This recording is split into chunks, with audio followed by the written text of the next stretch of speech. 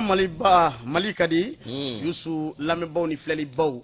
Mali kɔnɔ ale ni Mali kɔ kan an nisɔndiyalen b'u fo ni k'u waleɲumandɔn bi ye juillet kalo tile 5 ye an bɛ ka don duwakun don filanan na n'o bɛɛ tarata kofɔ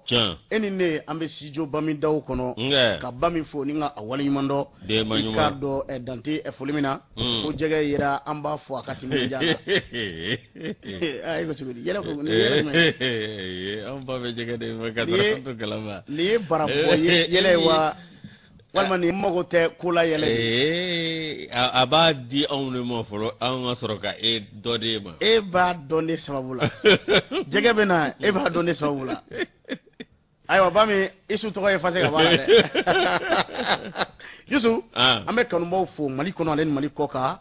télé renouveau télé an bɛ Bamakɔ Musabugu sigida 6nan na radio renouveau FM ye maa mun bi k'an sɔrɔ a sababu la Bamakɔ an b'u fo k'u waleɲumandɔn ani Tɛnkodugu la Yusu an fana kɛn bɛ ka dayɛlɛ groupe renouveau ani i ka dɔn télé so radio so caman an tigɛ bi ɲɔgɔn bolo walasa kibaruya bɛ se ka jɛnsɛn cogo min na Mali fanta ani 4 bɛɛ lajɛlen la Yusu an bɛ taa i ka dɔn Kɛrɛwanikaw fɛ nin waati in na radio so 2 sɔgɔlen b'a na radio Bɛnkɛ na radio Danbe ka baarakɛlaw fo k'u waleɲumandɔn n'an bɔra ye radio i ka dɔn Danbe Jijenikaw fɛ yen Jija n'a ka cɛdenw k'u fo ka timinadiya la radio yɛrɛ ko si Samara la Bɛnkɛ Jɛngɛnɛ k'a fo ni ka a waleɲumandɔn i ka dɔn Danti foli min na Yusu n'an bɔra ye an bɛ taa radio Faso Kanu a baarakɛla mun bɛ i ka dɔn Welesebugu la nin waati na k'u fo k'u waleɲumandɔn an ma ɲina Kolo Karimu a n'a furumuso kɔ k'a Tarawele an bɛ ka dɔn Kolo Karimu fo ni ka waleɲumandɔn Buguni kunkan lamɛnbaw bani minnu cɛ bɛɛ lajɛlen nin waati na Bugunikaw k'u fo k'u waleɲumandɔn Vieux n'a ka cɛdenw an b'u fo badabada foli an ka musokɔrɔba ɲuman bɛ Bafanda den farabɔla don an bɛ a fo ni ka a waleɲumandɔn i ka dɔn Danti foli min na Yusu n'an y'ale fo tuma min na an bɛ foli ani tɔni ta ka ɲɛsin radio Dakar lamɛnbaa bɛɛ lajɛlen ma nin waati in na i ka dɔn fɛn fɛn bɛ yen n'o sɔgɔlen b'an na an b'u fo ni k'u waleɲumandɔn i ka dɔn Maraka kungo Yusu n'an bɔra ye Keɲebakaw fɛ yen an bɛ foli ani tɔni ta ka ɲɛsin Bujalo ma i ka dɔn Danaya FM ka fɔ a ka timinadiya n'a ka wulikajɔ la sanga ani waatiw bɛɛ lajɛlen la Yusu radio Yankadi 88.5 MC La Joie k'a fo ni ka a waleɲumandɔn radio Mamilon Tamani radio Mamilon Kebila a ɲɛma ba Begayi Kɔnɛ Sikaso Begayi an b'a fo ni waati in na radio Tisan kɔnɔna na a n'a baaraɲɔgɔn bɛɛ lajɛlen Danti foli min na i ka dɔn Ɲamana Yusu Dabala an b'u fo ni k'u waleɲumandɔn Amara bɛ k'a sila Yusu n'an bɔra yen an bɛ foli ni tɔni ta ka ɲɛsin radio 1 lamɛnbaa bɛɛ lajɛlen ma a bɛɛ i ka dɔn ka fɔ Tomiya ko fɔ ka Tomiyakaw fo badabada foli Danti foli min na n'an bɔra an bɛ i ka dɔn Abba FM baarakɛlaw fo Mohamed Imayiga n'a ka cɛdenw Yuwaru k'u fo ka timinadiya n'u ka wulikajɔ la radio Royal Miseni radio bɛɛ sago Kucala ka Kucalaka bɛɛ lajɛlen fo ni k'u waleɲumandɔn radio Dɔnba Karan Tobiri an bɛ foli d'a ma an ma ɲinɛ ka dɔn Zumana Keyita kɔ ka foli ani tɔni ta ka ɲɛsin Tiɲɛdugu lamɛnbaa bɛɛ lajɛlen ma carré kɔnɔna na Amadi Daɲɔn n'a ka cɛdenw Yusu an b'u fo k'u waleɲumandɔn badabada foli i ka dɔn Danti foli min na radio Islamique a bɛ Bɛlɛdugu ko fɔ a bɛ Kolokani ko fɔ an bɛ Bɛlɛdugu ka bɛɛ lajɛlen fo ni waati in na badabada foli Yusufu Jabi n'a ka cɛdenw k'u fo k'u waleɲumandɔn Jongaga FM Njilemani ka Yɛlɛmanikaw fo ni k'u waleɲumandɔn radio Jiba FM Kati Falajɛ a baarakɛlaw k'u fo k'u waleɲumandɔn radio Nema FM Kasaro an bɛ Vieux n'a furumuso fo ni k'u waleɲumandɔn Danti foli min na Yusu Zoom Africa Bamakɔ yan an bɛ i ka dɔn Alex ko fo ni ka a waleɲumandɔn i ka dɔn sigida yele k'a sɔgɔmana ni waati in na min bɛ tali kɛ Abdou Kulubali la an b'a fo ni ka waleɲumandɔn ko a ka foli fiyɛ ka Kulubali Tarawele marhaba somɔgɔw ka kɛnɛ an ba i b'a ka wa bisimila mantɔrɔsi tɛ yen alhamdulilayi o kuma awa ni heure la awɔ lajɔsi ne an bɛ foli an b'a lase bɛɛ lajɛlen ma k'a jira k'a fɔ nin y'anw sigikun ye ka gafew ta ni k'a kɔnɔ kuma lase an kanu ma n'an filɛbaa bɛɛ lajɛlen ma o kuma bi sɔgɔmada in na i b'a ye k'a fɔ nɛgɛw kɛrɛfɛ a bɛ maa min bolo o ye aw k'a dɔn Togo ye Togo ye nɛgɛ kɔrɔfɛ a bɛɛ ka dɔn Vincent Togo bolo Vincent an bɛ Vincent fo ni ka waleɲumandɔn an bɛ tɔgɔ ye ne fɔ Vincent de don n'o tɛ hali kunu y'a fɔ awɔ Vincent Togo a nɛgɛw kɛrɛfɛ b'a bolo min ye réalisation o bɛ Sedina Umar Keita l'enfant de Keita Kuru ani Budo fɔ kuma a bɛ taa seli kunbɛba bɛɛ kɛ Keita wa abita kita abita kita ya te selege amashi oho keleni ngori ha nyeralla akaseligo fasola madala ni femba bale ala reka masako de ho man natara na do na masawe do ke ala ka bela yele mi no bora ikado zeri janabu jirache zedda alebe awadivula jamanu go kumbo kefa ka angolo shi kuyate awaketa ka mo bishimla mi martogo kata farata muraka men numbela jele fo la josi ikado awambinye biye tara ni ala sona ma bi gafe atna ke bashi ka na bi dese ngana fla kene kele nga o tike kene langule eni ne ona ke awaka do mi laseli o gila mo ye ka nyeshi an fleba ni an lame ba bela jelema upma lajosi kumfolo nyadima ikado kakolo burange ni ya di amamine ni barkai ndesani bayini fofana che ni ya di amamine ikado bunya ni karamai somono burange amine o jaranyo kosobe ikado ikoni do faradoka yusu legido alepmanembe mambe feminga ambe selibanye korolalla akomi ni kado le ansongo yusu kako kembe buleni watina o sugublo koni na bibi na fasike bapmana ako kani ikado sirere tete temekli duruka akoni jatemine keba ka fo mauka grifa munga no be finiu ni ikado le ansaka ko ni ngovo yusu ko luda ko ni mika yelewo ame wadi mina ina fo sisa gole ya bi ka fere gole ya ko ninga nga jamana ko nana akomi ni kado saka songo ayusu atibela jele kungwe saka ufana olu ko ni maubi ka sena suma asanina ka sababu ke gole ya ko ni yusu jama mina kana laje onolu nana kana laje ikado ka songo ni ngalike ni saka fore ye yusu ini munumunu ka segi kore ayize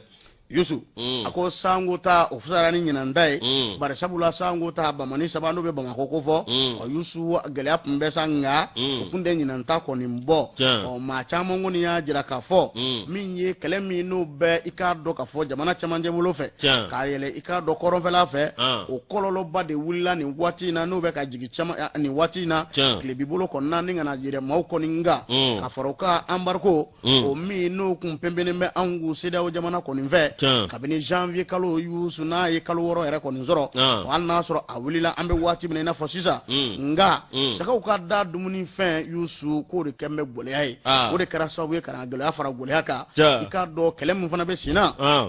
flow ka bagan chama mina nula de abana parce que ba ko ambe wati mina na fosisa dutigi chama mbe ka woyni woyimba de fo dorete dude maki chogodi saka bi sa chogodi le saka bi sa chogodi yusu mi demsen na ko fidingo bi nyabo chogodi o nunu ndama da wale de ko ni kembe gole ni wati na silinye korlala ko ni ye saka la je bi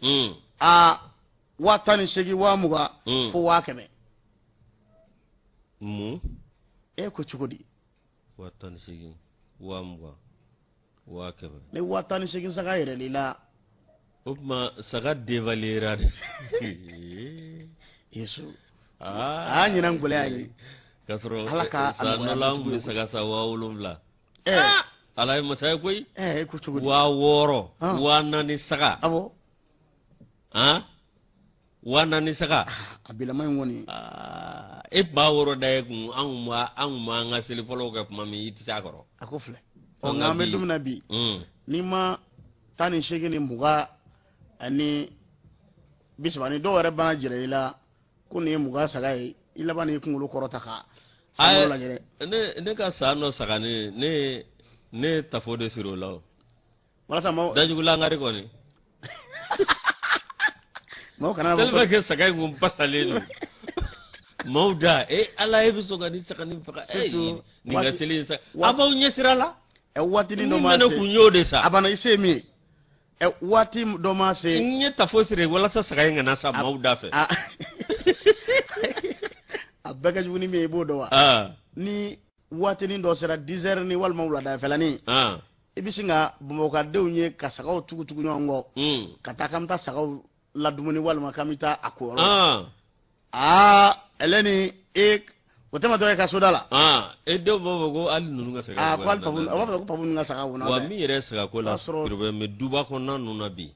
dɔw b'u ta sanni to kɔfɛla na ko ni bɛɛ ta sa kuma min k'olu lajɛ n ta san ka bonya a tɔ kɛra waso ye laya ko tɛbilen o tɔ kɛra yɛrɛ yira ye laya ko tɛbilen silamɛw bolo sini saga ma bonya cogo dɔ yɛrɛ a sogo tɛ se ka dun a dɔ filɛ dɛ ala ka a musaka ko an na amina ala rabi ka nɔgɔya dutigi kelen-kelenna bɛɛ lajɛlen ami ami Yusu an bɛ waati min na fɔ sisan saga sɔngɔ 18,000 ka taa bila 16,000 ka taa bila i ka dɔn 100,000 bɔɲɔgɔnko la ko sugu bulon kɔnɔ a kɔnɔna ka girin bɛ yen a kɛn bɛ gɛlɛya ye barisabula dutigiw fɛn t'i bolo la min ye denmisɛnninnakaw yɛrɛ ka finiko fana ka o fana fara kan ani ka dɔn gɛlɛya nin kɔni ye gɛlɛya faralen ye gɛlɛya kɔni nka nka a bɛna ta Yusu min ye ka dɔn sagaw kɔni da ye ko lakanabaliya ni sagaw ka dumuni fɛnw olu kɔni sɔngɔ gɛlɛyali de kɛra sababu ye ka na n'i k'a dɔn ka fɔ bɛɛ olu sɔngɔ gɛlɛyali ye k'an bɛ don min na i n'a fɔ bi fana Yusu ko n'an taara gariw la n'o bɛ ka dɔn otogari n'a ɲɔgɔnnaw ko fɔ a ko maa caman bɛ ka sira ɲini ka t'u ka faso la dɔwɛrɛ tɛ ka taa seli kɛ fakɔrɔni ni bakɔrɔni kɔrɔ nka bi ko n'i donna i k'a dɔn otogari n'a ɲɔgɔnnaw kɔnɔ ko tigiw Yusu réservation bɛ fa bɛɛ lajɛlen fɛ n'a sɔrɔ yanni ɲɛna kun ye 800 ye a bi bila 1000 de la essence gɛlɛyara n'a damanta wale k'o kɛn bɛ gɛlɛya fana ka gɛlɛya fara gɛlɛya kan ko maaw kɔni bɛ i ka dɔn kulo la an bɛ don min na i n'a fɔ bi woyi ni woyinbaden de bi senna maa caman kɔni fɛ dɔwɛrɛ tɛ min ye ka dɔn gɛlɛya faralen don gɛlɛya kɔni kan nka a nɔgɔyaba ye jɔn ye masa Ramani ko ala k'a ko bɛɛ lajɛlen nɔgɔya ko n'o tɛ ko sugu bulon k'a ɲinama fari faalen don Tabaski 2022 un marché du mouton bien moros Seku Kulubali an kɔni ta an ka selikɛ man gɛlɛ n'a jara ne bɛ bɔ n sen na lɛrɛ kelen dɔrɔn n bɛ se an ka so awɔ Kati kɔni ayi Kati t'i ka so dɛ ne ye Burukina bɛ de an tɛ Burukina bɛ dɛ n ye Américain de waati dɔ sera je suis de Kati ne ye Kati k'a yɛrɛ ka bange Kati ka mɔ Kati a mana kɛ cogo cogo e bɛ Kati e bɛ ka mun fɔ sa Kati t'a anw na sira bilen koyi ni min y'a fɔ n k'i bɛ taa siɲɛ Kati tɛ sabali kuma ba ma ye dɛ lajɔ tɛ ala k'an sutura min ye ala ka seli tɛmɛ ko ɲuman d'a ma ya Rabbi ala ka musaka nɔgɔya an bɛɛ lajɛlen ye min ye n bɛ sɛbɛn da indépendant lajɔ si bi ye kalo tile joli ye bi ye kalo tile 5 ye tile 5 awɔ min ye anw ka jamana ɲɛma cɛ furancɛ fanga ɲɛma mun ye Asumu Koyita ale a taa ma bolo danba fɛ bi ni ye kunda yɔrɔ jumɛn ni awɔ o ye ɲɔrɔ ye ɲɔrɔ di Sahel lajɔsi ɲɔrɔ ni Sahel ni y'ale ko fɔ i bɛ Segu ɲaamɛ Bacilu ka dugu ko fɔ i bɛ awɔ k'a dɔn min ye Asirifu Sarafa n'o ye Nbuye ale ka dugu ko fɔ min ye Asumu Koyita nin taama kun ti dɔwɛrɛ lajɔsi awɔ k'a dɔn ko dɔ kun bolo dalen don n'o ye plan national de réponse lajɔsi i ka dɔn o min n'o bolo dara lajɔsi a ka dɔn min ye anw ka jamana ɲɛma bi n'o ye Asumu Koyita ye ale kɔni ye wulikajɔ kɛ nin dama ye lajɔsi a kun ti dɔwɛrɛ ka t'i ɲɛda jamanadenw kan n'o tɛmɛna ka bɔ yen min ye awɔ ka wulikajɔ dɔ bɛ yen ka dɛmɛ nase sango ta an bɛ gɛlɛya min na bi lajɔsi bɛɛ lajɛlen b'a kalama nin gɛlɛya a dogolen tɛ maa si la n'i ye jateminɛ kɛ dɔ farala fɛn caman sɔngɔ kan lajɔsi o kɛra gɛlɛyaba ye anw ka jamana fan dɔ fɛ n'a ma ɲɛ o ko bɛ sen na sa min ye awɔ k'a dɔn jamana ɲɛmaa y'a jateminɛ k'a na wuli awɔ k'a dɔn waati ni waati ni ka taa awɔ k'a dɔn dugu dɔw la min ye awɔ k'a dɔn se min ye k'o di dugudenw ma nka o na d'u ma sa ka balabɔ fɛrɛ la lɛso de kɔnɔna na sa min ye Asumu Koyita ye a ka ɲɔrɔnda ye a bololankolon mata min ye awɔ k'a dɔn tɔni 3,000 malo o n'a ta ka taa di ɲɔrɔngɔw ma o kaɲi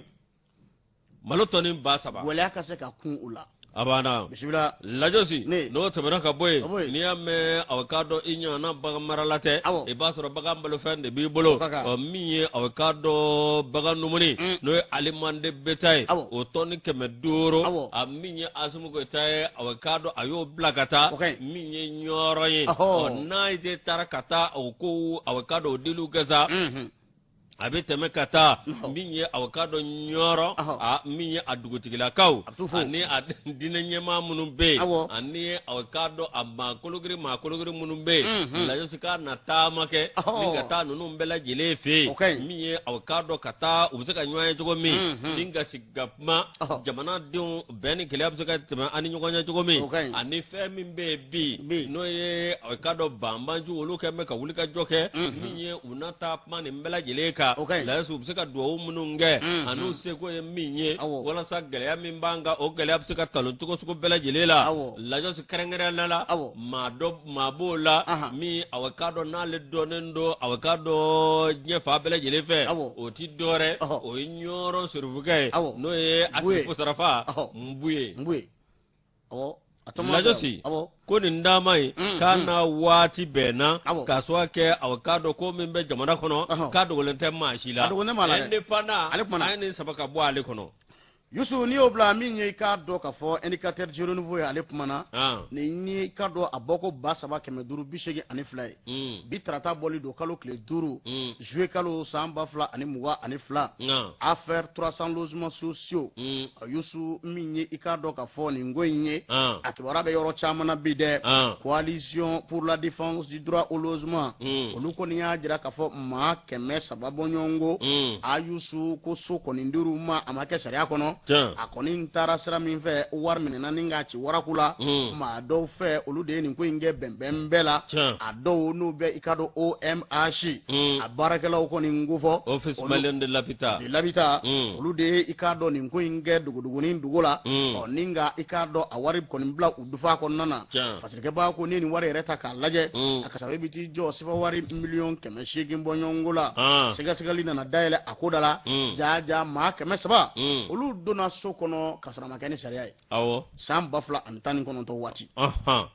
parce que kaba ko coalition pour la défense du droit au logement olu maaw u farala ɲɔgɔn kan ni ka ɲɔgɔn ye kɛ a kɛra sibiri don kalo tile 2 juillet kalo san 2022 olu kɔni ye laɲini dɔ kɛ furancɛ fanga maa ɲɛmaw fɛ ka ɲɛsin u ma sanko ta maa min bɛ bi n'o ye minisiri i ka dɔn Birahima Kamena ye Kamena ale y'i ka dɔn minisiri min ɲɛsin bɛ soko ma anw ka jamana kɔnɔna na an bɛ waati min na i n'a fɔ sisan u kɔni ye laɲini dɔ kɛ ka ɲɛsin ale ma ale min ɲɛsin bɛ a ko mɔ ka ɲɛsin jamana faamaw mɔ walasa min ye maa mun bɛ bi n'u bɛ i ka dɔn tabakɔrɔ logements sociaux min bɛ n'u b'a kɔnɔ ka sɔrɔ a tɛ sama kɛ ni sariya ye Yusu olu bɛ se ka gɛn ka b'a kɔnɔ cogo min na walasa i k'a dɔn k'a fɔ a ka di maa ma mun ka kan n'a ye ka sɔrɔ a ma taa yuruguyurugu sira fɛ parce que kaba ko coalition n'a ɲɛmaa ye i k'a dɔn k'a fɔ Fuseni Mariko ye a ye an ka jamana faamaw fo ni k'u waleɲuman dɔn u ye baara min kɛ kabini juin kalo san 2021 ka taa bila juin kalo la san 2022 baaraba mun kɛra Yusu ka nɔw yera dɛ an bɛ waati min n'a fɔ sisan tɔtɔ jumɛn maa 300 min ni OMH maa dɔw n'olu ye ka dɔn wari minɛ ni ka olu la don so kɔnɔ k'a sɔrɔ a ma taa sariya sira fɛ k'a tɔ tora olu de ka gɛn ka bɔ yen maa mun bɛ yen n'olu ye san 5 san 6 san 7 dɔw kɔni kabini ATT tile la olu bɛ logements sociaux nɔfɛ f'an bɛ don min na komi bi olu ma se k'a sɔrɔ a ka se ka di olu mɔ i ka dɔn bonya ani karama kɔnɔna na fasikɛbaa ko nin kɔni ŋaniya kɔni u bɛ a kɔkɔrɔma don fo laɲini ka se ka sabati a ko n'i ye nin ko in yɛrɛ ta k'a lajɛ k'u ye wele fili i ka dɔn maa mun bɛ yen n'olu bɛ i ka dɔn nin so in kɔnɔ ni OMH maa dɔw ye wari minɛ u la walasa u ka nin so in kɔni sɔrɔ ka sɔrɔ a ma kɛ sariya kɔnɔna na k'u ka bɔ u yɛrɛ ye ko n'o tɛ ni wulikajɔ kɔni kɛra san o san walima waati o waati ko n'a a kɛra degun min ye k'u kelen bɛ na o cɛ dɛ an bɛ waati min i n'a fɔ sisan minisiri Birahima Kamena a n'a ka cɛdenw kɔni bɛ wulikajɔ la sɛgɛsɛgɛliw nana dayɛlɛ a ko dala ni nka i ka dɔn tigɛ da maa dɔw kan minisiri a fɛrɛ bonyana koyi a fɛrɛ bonyana n'o tɛ e tun b'a kalaman don a bolo koyi aw tun b'a kɛ a banna Yusu a waati la u ye sɛgɛsɛgɛli dayɛlɛ Office Malien de l'Habitat Yusu sɛgɛsɛgɛli dayɛlɛlen kɔ a jirala k'a fɔ ko jaa maa dɔw bɛ nin cakɛda in na olu bɛ wari de minɛ ni ka maa dɔw don so kɔnɔ sɛgɛsɛgɛliw nana boloda a dɔw olu bɛ kogoba 4 cɛ ya bi koyi koyi olu minɛna ni k'a datugu a ko da la ko sɛgɛsɛgɛli bɛ to senna ali bi cɛ ni n'o bɛ nin ko in na a Yusu i k'a dɔn k'a fɔ i bɛ minɛ ni k'i datugu barisabula i k'a dɔn k'a fɔ i ye min kɛ o kɔni ye i k'a dɔn yurugu sira kɔni ye ɔ fasikɛba ko nin ko in kɔni bɛ to senna fo ka kolo n'a bu bɛɛ lajɛlen bɔ ɲɔgɔn na k'a daminɛ kalo tile 23 janvier kalo san 2022 u taara nin logement sociaux kɔnɔna na ka sɛgɛsɛgɛliw kɛ a jirala k'a fɔ maa 100 ani maa 84 olu kɔni recensera k'olu jateminɛ k'a fɔ ninnu bɛ nin yɔrɔ in na Yusu u ye wari de sara ka don wari jumɛn don k'a di office malien de l'habitat maa dɔw ma walasa ka yɔrɔ sɔrɔ ka sɔrɔ ma taa n'a ye sariya sira kan ɔ fɛɛrɛw de bɛna sigi sen kan joona joona ninnu bɛɛ lajɛlen bɛ se ka gɛn cogo min na n'u ka denbaya ɔ ni ka taa yɔrɔ wɛrɛ la barisabula a fɔra ko a kan ka di maaw ma maa minnu n'olu bɛ taa sariya sira kan nka ka tabalikɔrɔfɛn di a ti ɲɛ o ye a mɛnna dibidibi la cogo cogo faamuyali ka na nin ko in na koyi Lajɔsi tiɲɛ yɛrɛ la ni nin ko sugu ninnu kan ka dabila Mali kɔnɔ minisiri yɛrɛ de a hakili juru caani na n'o tɛ a tun bɛ kɛ baara a bolo nka a ye fɛɛrɛ bɛɛ kɛ ka sɛgɛsɛgɛli bɛɛ kɛ Lajɔsi ka n'a tɛgɛ da nin kan waati min na maaw bɛ ka kuma o y'a sɔrɔ ale bɛ ka sɛgɛsɛgɛli Ala k'a kunnaja Ala ka sababu ɲuman ma Lajɔsi n'i y'o bila ne bɛ sɛbɛn da sɛbɛn min ni n b'a ta o ye fo ko ka jɛ de ka kɛ ko ka jɛ fanga bulon mana kɛ cogo cogo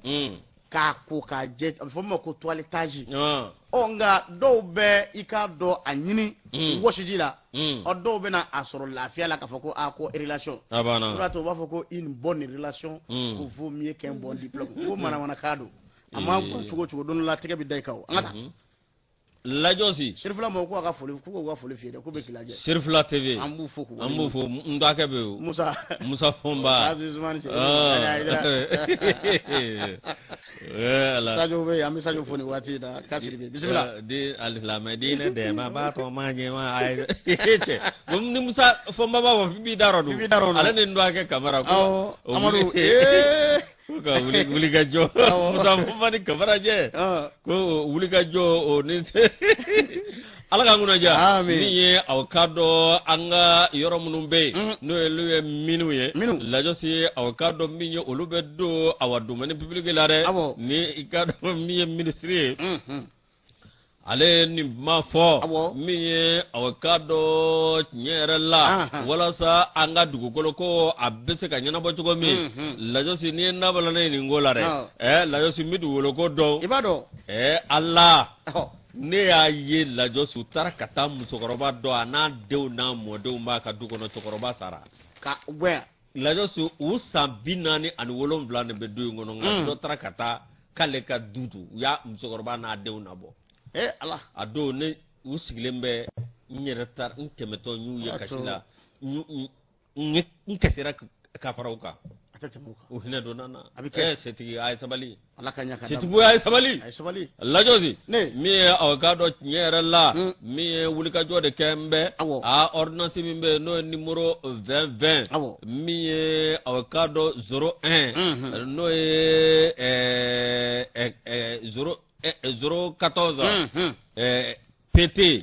RM Lajɔsi awa décembre kalo tile 24 san 2020 Lajɔsi awa ka dɔn wulikajɔ kɔni kɛra ka taabolo olu di an ka awa dugukolow ma yɔrɔ minnu bɛ ni awa ka dɔn o ye minnu ye o y'an ka awa minnu bɛ bɔ yɔrɔ min na Lajɔsi ka taa se awa ka dɔn an ka pétrole ma n'o bɔra ye Lajɔsi awa min ye fɛn wɛrɛw nin bɛɛ lajɛlen Lajɔsi awa ka dɔn fɛɛrɛ de ka tigɛ a la ni ka bamayɛlɛma don a la Lajɔsi n'i ye jateminɛ kɛ i b'a ye k'a fɔ an ka minnu na bi maaw kɔni bɛ taa minnu da cogo dɔ la maaw bɛ taa aw ka dɔn minnu aw ka dɔn ka t'u sigi a yɔrɔ kofɔlenw na n'o ye sanubɔyɔrɔ ninnu ye Lajɔsi a ko kɛ bɛ gɛlɛya ye ko ni fɛɛrɛ ma kɛ k'a lajɛ ka fɛɛrɛ sugu bɛɛ lajɛlen tigɛ a ko la Lajɔsi a laban sɔrɔ min bɛ dugu jɛ an bolo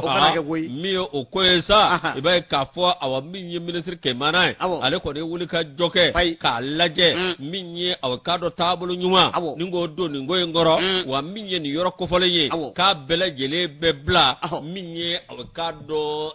jamana ka bolo kan n'o ye domaine public ye lajosi o kɔrɔ ye ko maa ti maka la min ye jamana ɲinama maa ti bɔ jamana ɲinama wa i k'a dɔn n'a bɛ bɔ jamana b'a ka wa i k'a dɔn jamana de bɛ a ka nafa jate minɛ yalima a kan ka sigi yɔrɔ minnu na yalima a man ka sigi yɔrɔ minnu na yalima maa minnu n'a ka kan ni maa minnu n'a man kan i k'a dɔn o sariyaw o bɛɛ lajɛlen de bɛ ta wa ni hakilina a k'a dɔn k'a bɛ kɛ sababu ye ani an ka dugukolo ko lajosi min ye dugukolo dicogo dɔw bɛ yen min ye o dɔw taara kabini 1976 ninnu na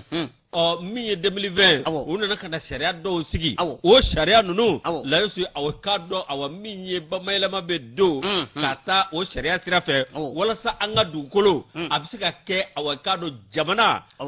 ale de ba a foyi kana kɛ jamana ɲinama wa bɛɛ lajɛlen ka kɛ jamana ka bolo kan n'o tɛ ko lajosi dugukolo ko bilama ɲɔgɔn fa b'a la ɲɔgɔn bo ni kɔrɔsiw b'a la ɲɔgɔn lajaba b'a la wa lajosi fɛn bɛɛ lajɛlen b'a la ni yɛlɛma don a la dɔw yɛrɛ ka kuma ko n'a ma kɔlɔsi ko girinka jɔ dɔ bɛna kɛ dugukolo ko nɔfɛ ko maa si sago tɛ u ma fɛɛrɛ ka ɲin'a la a ka jugu yɛrɛ ala k'a mun ja nin sɛbɛn min ye Abdurahman Diko nin y'ale ka fasiri an y'a bɔ Mali tribune kɔnɔ Yusu n'i ye Mali tribune bila an bɛ kuma sanubɔyɔrɔ kunkanko kibaruya kan min ye ka dɔ samiya kɔni sera ko min y'an ka jamana faamaw ye u ye sariya dɔ ta kabini kalo tile 15 juin kalo k'a bɛ to sen na fo kalo tile 30 septembre kalo san 2022 damada fɛn fɛn bɛ Mali kɔnɔ ko k'a bɛɛ lajɛlen datugu samiya sera ko i ka dɔ kamalenbilenkɛnɛw k'u ka jigin ni kana foro rɔ ten sisan abana banikɔrɔ kasira zumana yɔrɔ ala ka hinɛ zumana yɔrɔ la n'a fɔra ko banikɔrɔ kasira a kun kɛ 8h yan fa bamanan ani burusi kɔnɔ an burusi kɔnɔ ma dusu t'an minnu kɔnɔ dɛ ani Bamakɔ denw bɛ an minnu na fo an b'an dogo abana nka bi bɛɛ ka ti faso la i ka taa sɛnɛ kɛ ko kuma ni k'e t'a mɛn ko arajo Mali kuma tɛ i ɲɛna wa arajo Mali t'a f'i ye ko banikɔrɔ kasi ye banikɔrɔ kasira ɛn zani Yusu parce que b'a ko minisiri min bɛ yen n'o ɲɛsin bɛ dugu jukɔrɔ nafolo ko mɔ jiko ni kuranko Yusu k'a kɔni ye kunkan mun gosi ka kɛ ni i ka dɔn sariya sɛbɛn min sigira sen kan Mali fanda ani 4 bɛɛ lajɛlen sango ta damada bɛ yɔrɔ mun na Yusu ko ka damaw bila samiyɛ in na Yusu an ka segin an ka taa kɛciw la min bɛ tali kɛ foro kɔnɔna na dɔwɛrɛ tɛ dama de bɛ ka dafiri maaw da la sa mana na i ka dɔn yɔrɔ bɛ sumaya kosɛbɛ dama dun senni ye i k'a dɔn ka fɔ ko ye ko min n'a senna ka taa yɔrɔ dɔ la Yusu a porokoto ka di a dafiri ka di o de kama an ka jamana faamaw olu kɔni bɛ nin ŋaniya in sigi sen kan san o san walasa maa minnu bɛ yen n'olu bɔra togodaw la ka taa togoda wɛrɛ la walasa ka taa sanubɔ la n'o bɛ damada kɔni kofɔ olu bɛ se ka sigi sugu min na i k'a dɔn ka na so ka na samiya baaraw kɔni kɛ parce que b'a ko k'u b'a dɔn kosɛbɛ jamana faamaw b'a dɔn dama bɛ fɛn min na don i k'a dɔn sigida kɔnɔna na sango ta maa minnu bɛ togoda la bi ko dama a nafa ka bon o ma kosɛbɛ i bɛ soba caman ye bi étage caman bɛ Bamakɔ yan cogo min na a bɛ i ka dɔn togoda caman na o cogo kelen na dɛ nka dama de y'a lase maaw ma nka ni samiya fana sera jamana faamaw bi sira de dama kana na firi i k'a dɔn k'a fɔ maaw kɔni na dama mana firi o y'a damana kasara kɔni ye Yusu o de kama ni nin waati in kɔni sera samiya donda u bɛ kunkan gosi maaw bɛ se ka sigi cogo min na Yusu ni ka taa u ka so ka taa i ka dɔn ci kɔnɔna forola ci o baaraw bɛ se ka sigi sen kan cogo min na jamana kɔnɔna na daraki bɔlaw masini bɛ maa mun bolo fɛn fɛn bɛ i ka dɔn dama baara kɔnɔna Yusu k'u b'a ɲini u fɛ u ka segin so u ka taa u ka dama bila pewu i ka dɔn samiya ka kuncɛ tuma min na Yusu o waati min fɔra n'o waati tɛmɛna ni kunkan wɛrɛ kan ka gosi k'a jira k'a fɔ dama baara bɛ se ka daminɛ k'u bɛ se k'o fana sigi sen kan k'o fɔ maaw ye nka an bɛ waati min na i n'a fɔ sisan adamadenw ka lakana kama adamadenw ka kisili kama barisabula k'i ni damada yɛrɛ ta k'a lajɛ bi Yusu ko fɛn fasugu bɛɛ lajɛlen bɛ yen wa a bɛ cu maaw kan samiya yɛrɛ la wajibi k'i ka daba fa tewu a yɔrɔ dɔw yɛrɛ bɛ yen u kɛ mɛ ka pɔsɔni jugu ko la ko sanugola ninnu o bɛ kɛ sababu ye ka tiɲɛni yɛrɛ don sigida la parce que b'a ko n'i taara dama na bi wagabonya dɔw ta ye suyɛli dɔw ta ye bingali jugu ye i k'a dɔn bana fasugu bɛɛ lajɛlen ko kɔni bɛ yen lagosili tɛ nka baara n'a taabolo don ko maa dɔw fana bɛ yen olu kɔni bɛ u kami kosɛbɛ min ye ka dɔn minfɛnw ani furakisɛ jugu olu bɛɛ lajɛlen ye ko dɔw fana ta ye olu ye ko Yusu o fasikɛba kɔni y'a jira k'a fɔ ko nin kɛn bɛ jɔrɔna ko ba bi o de kama minisiriso min bɛ n'u ɲɛsin bɛ ka dɔn k'a fɔ dugu jukɔrɔ nafolo ko o ɲɛnabɔli ale ni k'a dɔn kuranko ni jiko mɔ i k'a dɔn Tarawelekɛ Lamini Seydou Tarawele ale de kɔni y'a jira k'a fɔ o waati sera ko bani kɔnɔ kasira e ni ne yɛrɛ kan ka taa o an kan ka taa nka ni e kɔni birilen anw fana mɛnna Bamakɔ yan foroko Bamakɔ ka di koyi ni e birilen ko min minɛ i bɛ taa sɔ san k'o kɛ makɔrɔni ka o de bɛ wele ko bungɛ yɛrɛ Karoline ko n'ale ye miiri wuladafɛ mɔnini min mɔ ani tɛ premier ani denkunkɛyɔrɔ zamɛ ale ni tɛ se ka taa i tɛ taa cogo dɔ la dɔw bɛ hali ni y'o kɛ kanu kɔnɔ k'u ci u jigitɔ b'u bulon i k'a dɔn jiri bolo dɔ la walasa Segu laji kɔni taara Segu selikɛ la wa bɔ bɛ taa selikɛ la maliyɛn dɔ sigilen bɛ Dubayi a kun sigilen don Dubayi Layosi a nana ka na ko seli kɔni tɛ kɛ a k'ale to kɔfɛ o Kalana Zoo ale mɛnna Dubayi yɛrɛ nka a nana ka na a ka seli kɛ alhamdulilah a bɛ Bamakɔ yan lanse ninnu de ye faso kanuni ye ka i yɛrɛ ka bɔ n tɛ seli kɛ jamana wɛrɛ n bɛna kɛ faso la aw ka dɔnkilidala in de m'o fɔ ko katikaw ko jamana ti ja fiyewu f'i kana seliba kɛ Kati katikaw hali n'i bɛ New York i bɛna seli kɛ Kati keji o kɔni fɛn wɛrɛ bɛ aw ka seli Kati ka di ni diɲɛ yɔrɔ bɛɛ ayi dɛ pouvoir b'a bolo bi mais a y'o yɛrɛ tɛ dɛ a fɔra aw ɲɛna yan ko aw tɛ se k'anw lasiran bilen k'an tɛ siran aw ɲɛ Kati ti Bamakɔkaw b'o ja Kati ti Bamakɔkaw b'u ja kan e bɛ cogo di ni mɔgɔ tɛ ɲɛ dɔn Kati la koyi i tɛ sabali fɛn dɔw bɛ yen nɔ tolérance zéro fɛn dɔw bɛ yen olu tɛ fɔ ni ɲa mɛn n tɛ démissionner ani Kati ne fɛ Bamakɔ olu dabilara n'i y'o kɛ dɔrɔn i laban bɛ taa Kati e bɛ t'i ka ou bien n'i y'o kɛ n tɛ démissionner i laban bɛ démissionner Katika dɔ b'i la démissionner wa ne b'o f'i ye dɛ Yusu minisiri kɔni ka welewele kan ye nin ye k'a ɲɛsin ka dɔ dama baarakɛlaw mɔ ko dɔ wɛrɛ tɛ u k'u fanga kɛ kelen ye ladalamaw dugutigilakaw ka dɔ sigida maaw u k'a ɲini ka dɔ dama baarakɛlaw fɛ u ka dama jɔ nin waati in na samiya ma tɛmɛ tuma min na ni i k'a dɔn baaraw kan ka sigi sen kan cogo min na o fana na kɛ a dabana kibaruya ye ni k'a da maaw tulo kan yan'o kɔni cɛ bonya ni karama kɔnɔna na ko i k'a dɔn a b'a ɲini dama baarakɛlaw fɛ u ka segin so fɔlɔ samiya n'a taabolo don sa bɛ ka na cogo min na dama de bɛ ka firi maaw kan ka mɔ sa adamaden ni ka gɛlɛn kosɛbɛ u ka fɛɛrɛw sigi sen kan joona walasa u ka dama bila nin waati in na u k'a jɔ ni samiya tɛmɛna tuma min na fɛn min kan ka sigi sen kan o baaraw na kɛ Y Dunbiya indicateur zéro niveau kɔnɔ an bɛ taa sugu la dɛ Layosi minisiri ye nin kuma min fɔ tiɲɛ yɛrɛ la a juguya tɛ Lamini Seydou Tarawele a ye nin kuma min fɔ juguya tɛ mais a kun ye u ni bɛ se ka kisi de kosɛbɛ et puis an ka sigi foro kɔnɔ ni foro banna an bɛ taa dama na a banna mais anw taara a don an tun bɛ an ni Sori Kɛmɛso don an taara ka taa Kangabɔ an tun bɛ ka taa foro dɔ la yen an taara sɔrɔ san nana fo ji bɛ ka dugukolo fɔnɔ o ye dama senko jugu ye ayi a bɛ sen ka tɛ n'o tɛ dɛ o tɛ dama na yɛrɛ an taara tellement que ji nana dugukolo fara ji la f'a bɛ a y'a min ka fa fo a bɛ ka wɔgɔ mais an taara an ka mobili fɔnsera ye an ma denmisɛnnin si sɔrɔ a bɛɛ bɛ dama la wa samiya bɛɛ b'a la i tɛ foro ye fo ni Bamakɔkaw taara foro min sɛnɛ n'o tɛ denmisɛnnin bɛɛ bɛ dama la fɛn tɛna sɔrɔ dama la fɛn tɛna kɛ foro kɔnɔ wa a n'an ma kɔlɔsi samiya in na damakɔrɔ ka c'u maa kan a samiyalama in de man ɲi dama bɛɛ n'i donna burusi kɔnɔ bi togodaw la bi fɔlɔ la ni tun ye simanso ɲɛnama ye ni tun ye moto ɲɛnama ye ga dɔ kɔnɔ kɔrɔwari de y'a la s'a tigilama ma nka an bɛ don min na komi bi jeune ka dɔgɔn bi moto ba tɛ min bolo a kelen kelen na i bɛ guwa kelen ta bi i bɛ taa sɔrɔ moto 10 bɛ guwa kelen kɔnɔ ya ye moto bɛɛ fa bɛɛ fɛ bi so bɛ ka jɔ ne yɛrɛ talen kangabakaw ko yan bɛɛ kun ye tufa de i bɛ tufa dɔn wa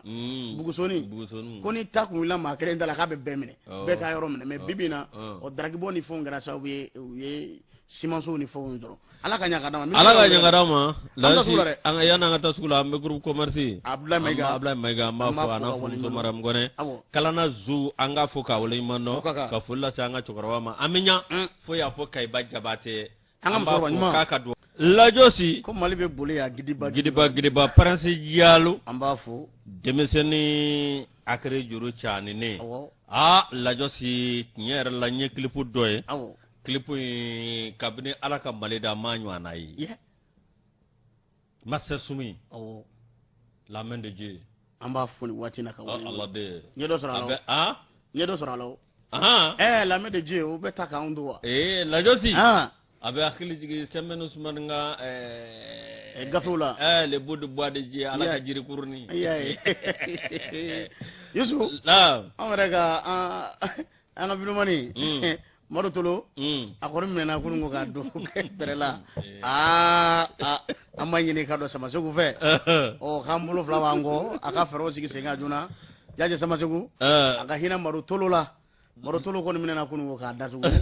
a bɛ se k'a bila cogo min na bonya ni karama kɔnɔ an m'u ɲini ka dɔn Ajan Jayiden fɛ a ka fɛɛrɛw sigi sen kan joona a bɛ se k'a bila cogo min na lajosi an bɛ sɛbɛn da sɛbɛn min na ma ta république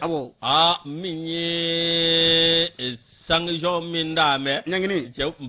anw ka kuma ko sanction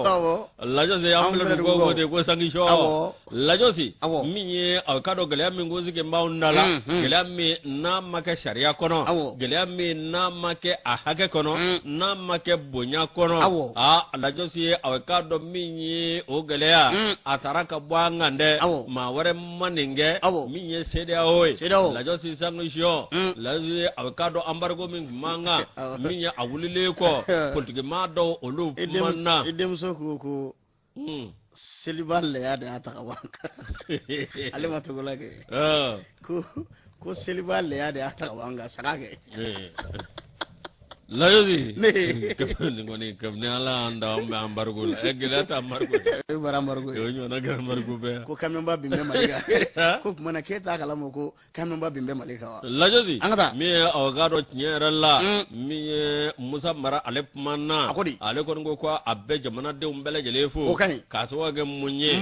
jamanadenw olu muɲana k'u sabali min ye waati min na nin gɛlɛya b'an kan lajosi a bɛ transition maaw fo olu minnu jɛna n'a ye aw ka dɔn nin ka aw ka dɔn a sari a hakɛ bɛɛ o bɛɛ lajɛlen ɲini lajosi aw ka dɔn min ye a ko a bɛ CEDEAO maaw fana a b'olu waleɲuman dɔn k'a sababu kɛ u sɔnna ka ta ka wuli ka bɔ Mali kan lajosi aw ka dɔn tiɲɛ yɛrɛ la ko Mali bɛ ka taa aw ka dɔn min an kan ka sira kura de bɔ wa min ye transition ye min ye wulikajɔ kura de ɲɛsinnen don ma u ka baara kɛ min b'a to an bɛ se ka bɔ nin bɛɛ lajɛlen kɔnɔ cogo min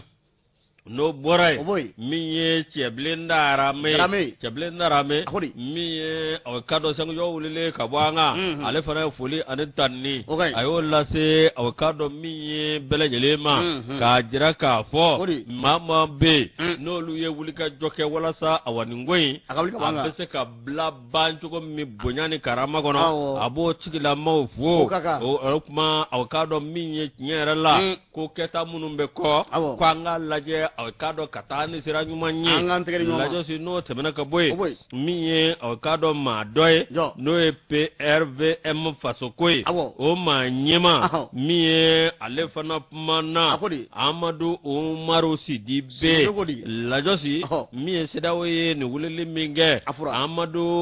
Mamadu Umaru Sidibe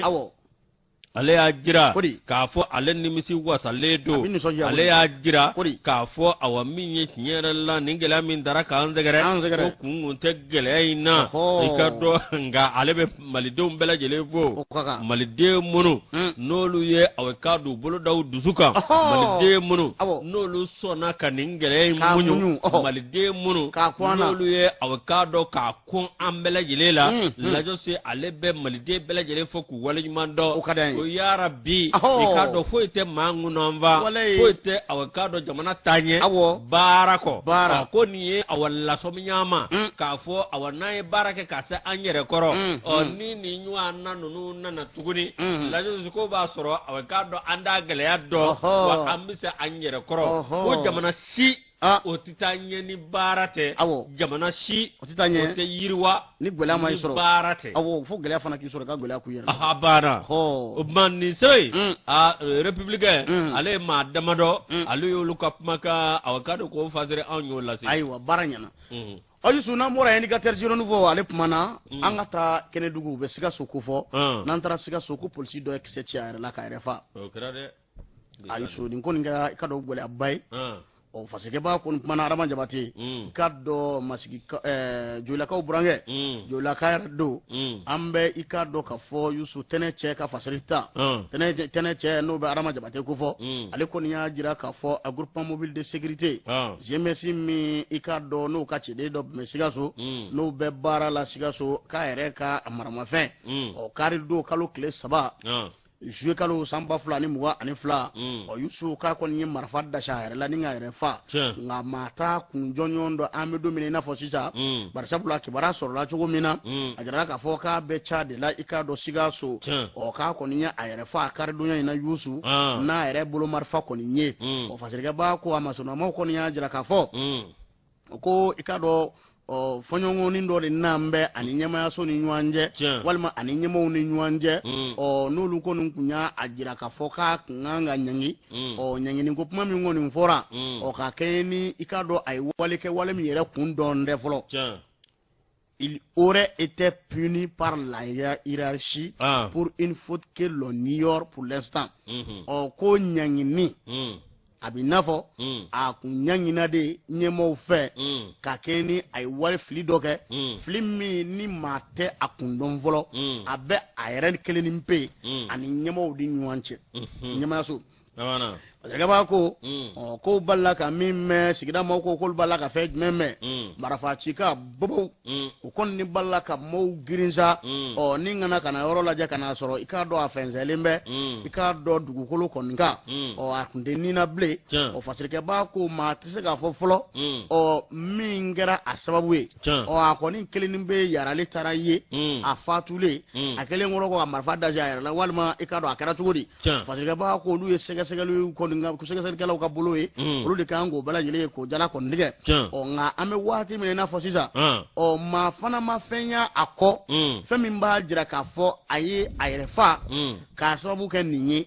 wale ma ka sebenge ka fo ko nine ya ajubajue o ko fana ma sigisenga flo o fadrika ba ko ka bina fo nyangini wa aye gele aye fliminge na kunganga ta jo kiriti la mo nyokoro wala saka ika do ka fo nyefolike o tibita bani o molo ya de kembe sababu yewa ninga akeka ere bone anina sana akase ni yoro ima yusu o fasirike ba ko ka ko ma tiga daudala o ko ko ni kunga marfa kunga mbora akoni kiseda sha ayerela ninga ere bone anina o mima boro do na taula tene che no be adama jabate ko fo ale ko ni ya jira ka fo indicateur jiro nuwo kono o ka na maula kibaria akula an fana ka se ka lasili ke bunyani karama kono lajosi indicateur jiro nuwo lajosi mi ambi sebenda mi awakado sebemi namba to reporter ndwake kwalimba kasumu Traoré e kledu kasumu kwalimba mi awakado reporter kasumu Traoré aleka fasiri aleka awagafe niye lajosi awakado ko tabulu kurado be bide mi hikado nyere la akujugula nungoni wala asugo bela jeli bubulo mi awakado adama de fali kore yalma ka adamade ka jogo dola o ti ma kamana gbane foro ma ko misra sunye na fura go shudale fledi la josi avocado ma bu yere nyini yalma fali kerani yoro ko falena ngara sigida mina yusu am vijina ma yere kunti munumuno kare kono bi abana am be fere beke wala sa kal ni tire iba fo ibanga ba ma kibisira afutin no ma fana ma la josi lajosi mi ye fasiri ba ye a kɛ mɛ k'a jira k'a fɔ awa min ye maa dɔw bɛ yen bi e kɔni mana taxi ta i b'a sɔrɔ maa dɔw wɛrɛ bɛ taxi dɔw kɔnɔ lajosi olu kɔni a bɛ taale tuma min o tigi b'a kɛ komi a bɛ ka parfait bɔ yalima a bɛ ka fɛn dɔ bɔ a bɛ k'a dɔn k'o fiyɛ a yɛrɛ la lajosi a bɛ k'a dɔn n'a y'o fiyɛ awa e min sigilen bɛ yen lajosi n'i b'a kɛrɛfɛ e bɛ se ka ɲɛnamini ka ɲɛ to n'i la n'o kɛra lajosi u bɛ siran jɛngɛni ye k'u kunsi yɔrɔ wɛrɛ i k'a dɔn ni ka taa kojugu ta k'i sɛgɛrɛ min ye awa tuma dɔw la dɔw yɛrɛ kɔni b'a kɛ a musolamɔgɔw u bɛ taa ka taa bigali ta k'olu sɛgɛrɛ wa dɔw yɛrɛ bɛ yen min ye nibɔ yɛrɛ b'a la dɛ yalima a bɛ k'a dɔn dɔw bɛ kɛ mɔbili dɔ kɔnɔ tuma dɔw la u tɛmɛtɔ u bɛ sin k'u ci e la ten ka sin k'e yaara ne yaarala tuma min lajosi a bɛ k'a dɔn ayi u bɛ mɔbili ci i la k'e to sira kɛrɛfɛ i bɛ moto kan yalima i bɛ sen na o e ba ta yaara wa lajosi u bɛ sin ka k'a dɔn ko a y'a jɔ an b'a ta ka taa n'a ye dɔgɔtɔrɔso la n'e kɔni donna kaban o ye ta bannen u bɛ taa ka t'i fa Allahu akbar ne ni mɛni fali kana sɔn dɛ n'o ye yaara la o fɛ a to sapeur-pompier ka wele yalima ambulance lajosi ko nin ni gɛlɛya fɛɛrɛ olu de tigɛ n bɛ a ka dɔn kɔsa in na maa dɔ fɛ maa minnu n'olu t'a ɲini cogo si la lajosi maa minnu bɛ yen ni nijugu don n'u bɛ maaninfinw bɔ u nin na maa minnu bɛ yen ni ko damadangolo kɛ ani sɔrɔma gɛlɛ n'o ka don olu ye lajosi a ka dɔn ka maaninfinw olu bɔ u nin na nafolo nɔfɛ yalima a ka dɔn denmisɛnnin fitinin lajosi u b'o to tulonkɛ la k'o cɛ ni ka tun n'o ye lajosi a k'a dɔn o bɛ taa kɛ fɛn dɔ wɛrɛ tun n k'o de ye problème ye ala k'an kunna diya u bɛna maaw lasiran n'an y'a ye ka fɔ n y'a dɔn video la kusa in na u bɛ ka denmisɛnnin dɔ bɔ bɔrɔ kɔnɔ ne yɛrɛ y'o ye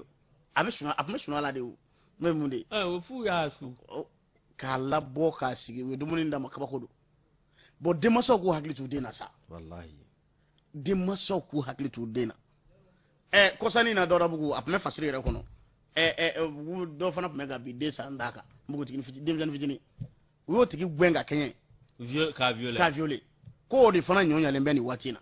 dɔ de bɛ yala la ka denmisɛnninw wele dɔrɔn o ye pédophile wala k'a bɛ bɔnbɔn d'u ma a y'a denw minɛ sango ta seri ɲɛkɔrɔla in na denmansaw k'a fisa aw yɛrɛ ma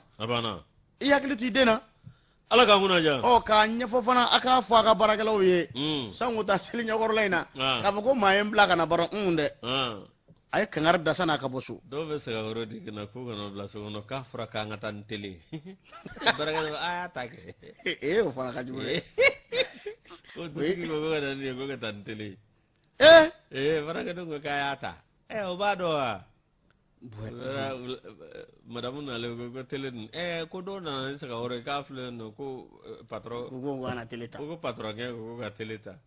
ale patron kɛ wele ko ale ma maa bila ka taa baba e kɛra fila yɛrɛ o y'a bannen musow k'u hakili to du la kosɛbɛ k'u hakili anw bɛ bɔ de ka taa dayirimɛ ɲini na nka olu bɛ to so ni ka kɔlɔsiliw baaraw sigi sen kan o k'u hakili to denw na sango ta i ka dɔn seli ɲɛkɔrɔla in na Yusu waati sɛbɛkɔrɔ korona